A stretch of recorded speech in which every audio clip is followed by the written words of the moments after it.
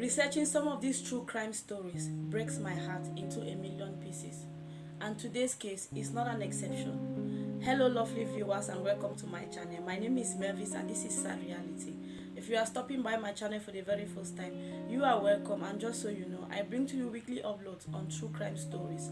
If that sounds like your kind of thing, then you are in the right channel because that is all I do here. Why not hit the subscription button and turn on the notification bell so that each time I upload a new video, you will be notified. And for my returning subscribers, you all know the place you occupied in my heart. Thank you very much for supporting my channel, and without taking much of your time, let's dive into today's story. Today we shall be traveling to the Dominican Republic in the small town of Senovi, a small community in the outskirts of San Francisco. We shall be looking at the tragic case of Emely Peguero. Emely Peguero was born on the 12th of June 2003. She was one of 4 children. It is said that Emely Peguero was a very jovial and young girl. She was loved by everyone in the community. It is said that her smile could light up the room. When Emely was young, she had a childhood friend, Marlon Martinez. It is said that the pair used to play in the community with other kids. When they were in their teenage ages, Marlon Martinez approached Emely for a relationship. Emely Peguero, who came from a very religious background, Christian background, was somehow not very comfortable with the relationship. Not only owing to the fact that she came from a religious home and she was still young, but equally to the fact that Marlon Martinez came from a very rich and influential family. Meanwhile, Emely came from just a normal background. They really didn't have much. They were barely having just enough to survive. While on the other hand, Marlon Martinez, the Martinez family could afford expensive trips and holidays to other countries, and their life was just so good for the Martinez family. It is even said that Marlon was born in the US before he was taken to the Dominican Republic. By early 2017, Emely was 16 years old and she discovered that she was pregnant with Marlon Martinez's child. At this time, Marlon was 19 years old. By August 2017, Emely was 5 months gone. Even though Emely was very young, her parents had accepted their fate. Abortion was not an option due to 2 reasons. They came from a highly religious family. Abortion was of course a taboo. And the second reason was due to the fact that the Dominican Republic is one of the 6 countries in the whole world that is yet to legalize abortion, meaning abortion is a crime punishable by law in the Dominican Republic. It is not allowed. So Emely's family had prepared for Emely to have her baby. In the early morning hours of August 23rd, 2017, Marlon Martinez made his way to Emely's parents' house, requesting to take Emely to the hospital. It is said that Marlon had asked Emely's parents to take Emely to the hospital so they could find out the sex of the baby. It is equally important to note that Marlon Martinez's family, especially his mother, Marlene Martinez, really didn't approve of the relationship because Emely came from a very poor family, so she didn't really like the idea of Marlon dating Emely. This fateful day, Marlon picked Emely up at her house, and unfortunately, that was the last time Emely was seen alive. As the evening hours draw closer, Emely's parents couldn't get hold of Emely or reach her by phone. She had not come back home, and it was hard for them to reach her by phone. Her social media activities had been active in the early morning hours since when she was picked up. So there was really no way. It's like she has just totally vanished. No one had heard from Emely since morning, and it was already getting to nightfall. Her friends were so worried. It is a small community living in like one another's keeper. So by when the evening hours had begun coming closer and closer, the whole community had begun talking, and her friends had equally started texting and putting like short phrases on social media, asking their friends if anyone has seen Emely, and their efforts were really futile.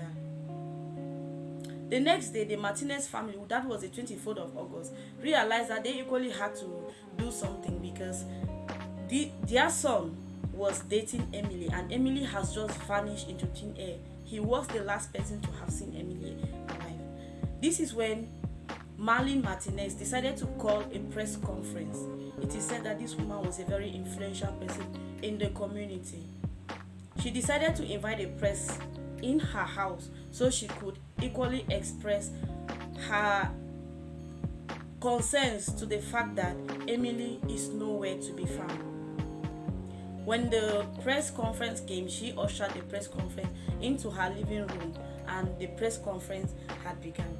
Marlon Martinez was the first to be interviewed, and when the question was asked when he has last seen Emily, or what happened when they went to the hospital and Emily is nowhere to be found, this is what he said, and I quote: "We have had problems, but problems that are common to all couples." He said, "We accepted her pregnancy.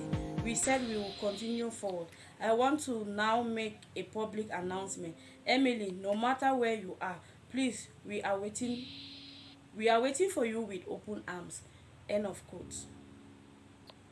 His mother, Marlene Martinez, who was sitting very close to him, added, I quote, "She was my son's girlfriend.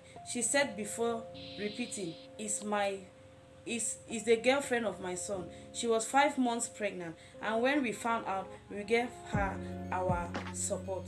Wherever you are, Emily, don't make us suffer anymore."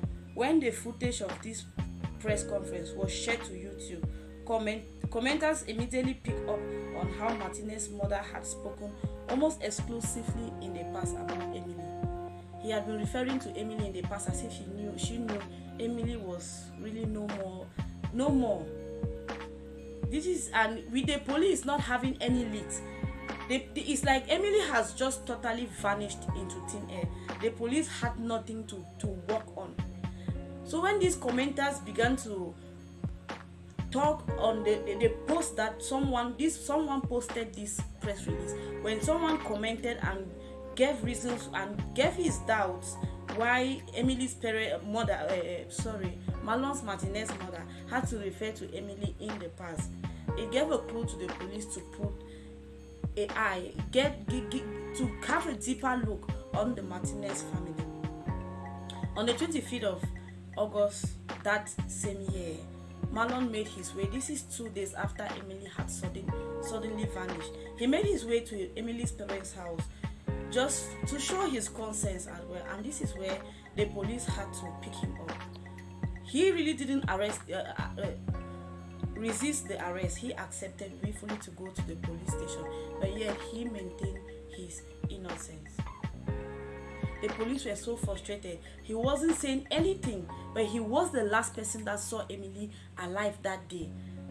Just the fact that Emily suddenly disappeared because they had a quarrel, the first place Emily should have been going back should have been her house, and not just disappeared into thin air. Of course, she had no problems with her parents.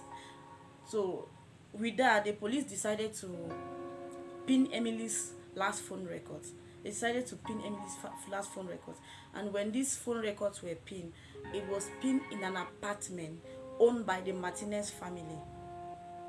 The police obtained a warrant to search this apartment. When they got into the apartment, in one of the rooms, there was blood stains on the mattress. Even though the bed has been changed and the sheets were changed, the mattress was heavily soaked in blood. Marlon, still in prison, was confronted with this truth. He had no option and he broke down and confessed to the crime.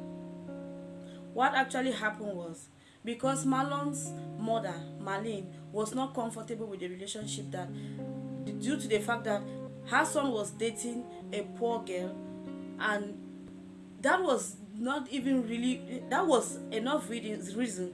He was dating a poor girl, and she knew that it was going to eventually end up somehow someday.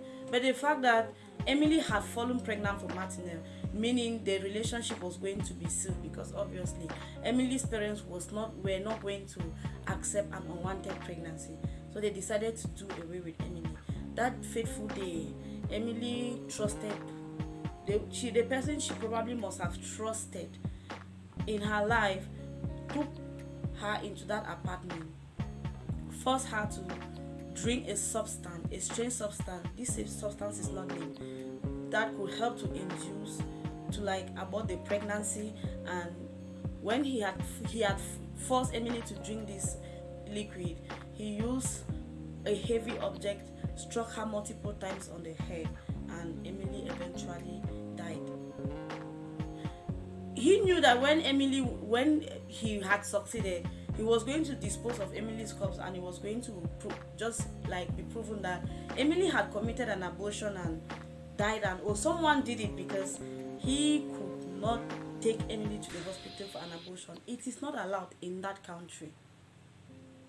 When Emely was gone and the baby was out equally, Marlon Martinez and the mother put Emily's mortal remains in a suitcase, and Marlon Martinez's mother, Marlene, drove like an hour away from where the crime was committed and dumped Emily's corpse by the roadside.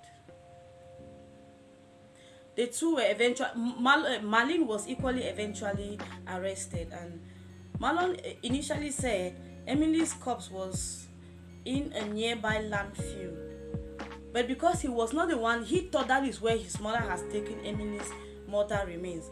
But when the police searched and searched, they couldn't find anything, and the mother, they had to press the truth out of Marlene Martinez, and she gave the exact location where she had dropped Emily's remains 5 days ago. And when the police went to that area, the exact location she had given, Emily's young fetus and her mortal remains were stuffed in a suitcase and left by the roadside, untouched.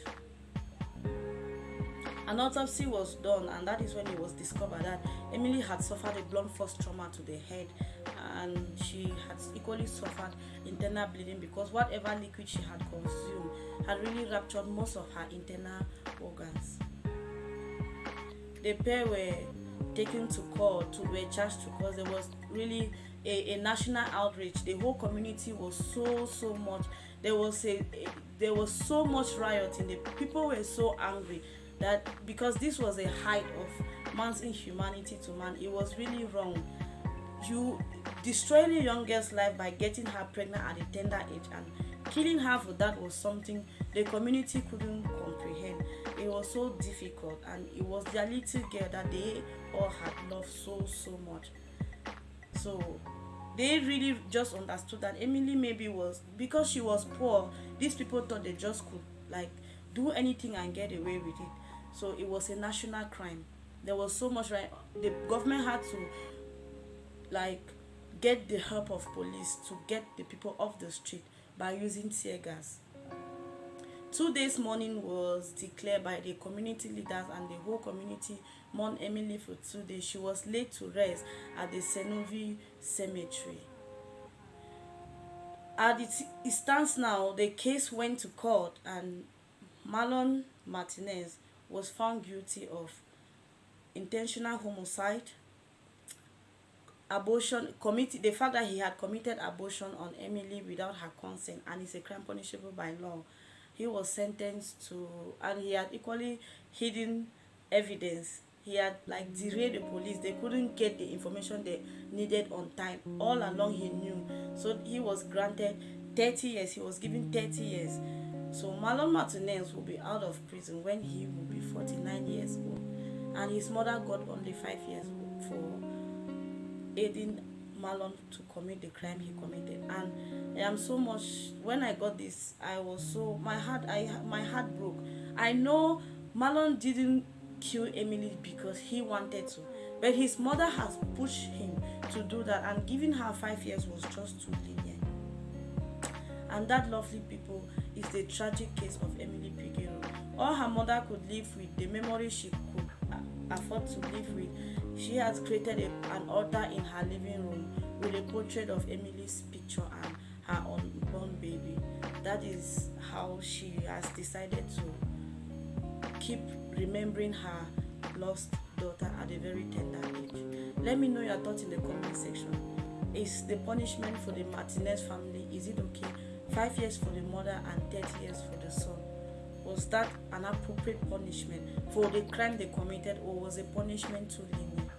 Thanks, lovely people, and if you haven't subscribed, please do, because I will be bringing you stories like this on weekly basis. Continue to stay safe and show love wherever you find yourself. Thank you.